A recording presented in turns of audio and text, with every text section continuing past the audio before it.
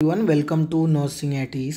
साथियों, आज की इस वीडियो में हम फिर से नॉर्सेट जो हमारा सीरीज एक नया हमने चलाया है, तो उसमें आज हम फिर से बात करेंगे 10 इंपॉर्टेंट क्वेश्चन के बारे में। जो क्वेश्चन बहुत ही बेसिक है और बहुत ही क्या है इंपॉर्टेंट है आपके किसी भी एग्जामिनेशन, लाइक आपके नॉर्सेट के लिए, आपके किसी भी एग्ज़ाम के लिए। ठीक है,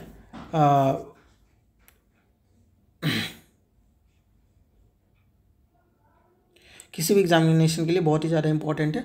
तो पहला क्वेश्चन है अपना कि cell most sensitive to have hypoxia is. ठीक है, कौन सी इनमें से सेल मोस्ट सेंसिटिव होती है हाइपोक्सिया के लिए? ऑप्शन है अपने पास muscles, liver cell, stem cell और न्यूरॉन सेल। तो जो अपना करेक्ट आंसर बनता है वो क्या बनता है? न्यूरॉन सेल क्या होता है अपना मोस्ट सेंसिटिव होता है हाइपोक्सिया के लिए। हाइपोक्सिया क्या होती है बच्चों? एक कंडीशन होती है जिसमें टिश्यू में क्या होती है, टिश्यू में ऑक्सीजन, ब्लड में क्या होती है, ऑक्सीजन की क्या होती है ऑक्सीजन की क्या होती है मात्रा कम हो जाती है। क्या होती है? मात्रा कम हो जाती है। इसी को हाइपोक्सिया कहते हैं। हाइपोक्सिया जो लीड करता है वो नेक्रोसिस को लीड करता है। और हाइपोक्सिया का मतलब क्या होता है? Bluish discoloration of the skin को क्या कहते हैं? हाइपोक्सिया कहते हैं। ठीक है, ऑक्सीजन की कमी की वजह से होता है, ब्लड से ऑक्सीजन नहीं पहुँच पाता है कहाँ पर? टिश्यू में, ऑर्गन में, तो हाइपोक्सिया डेवलप हो जाती है। अगला क्वेश्चन है outer most layer of meninges is.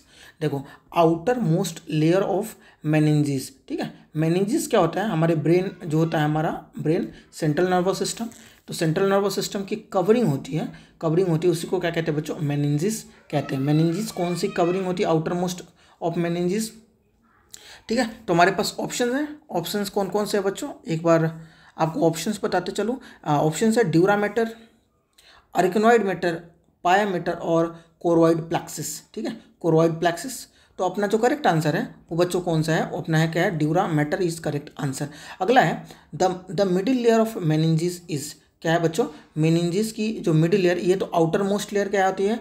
Dura mater. ठीक है, उसके बाद होता है अरिकनॉइड मैटर। क्या होता है?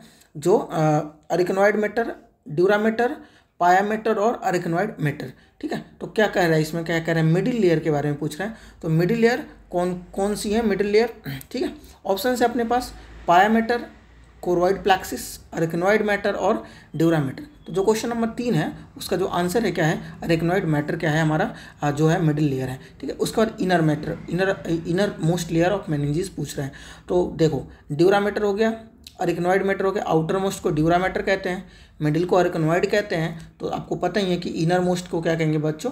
पाया मैटर कहेंगे। ठीक है, उसके बाद है damage of nervous tissue is repaired by which cell of CNS।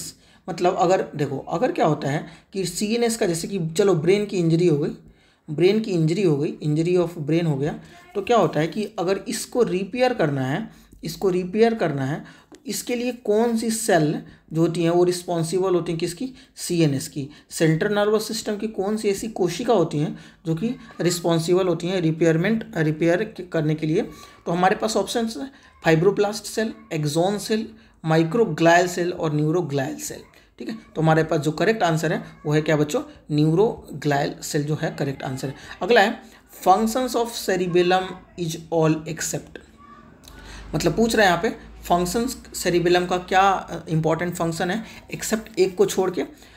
तो हमारे पास है options hearing, maintenance of posture, equilibrium और मेंटेनेंस ऑफ मसल टोन।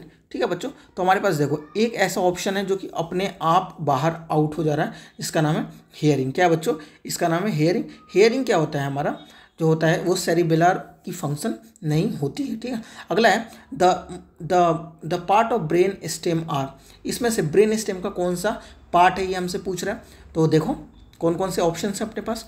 पहला है mid brain, pons, medulla. Second option है पोन्स, मेडुला। थर्ड ऑप्शन है mid brain, medulla. Fourth option है pons, cerebellum और मेडुला।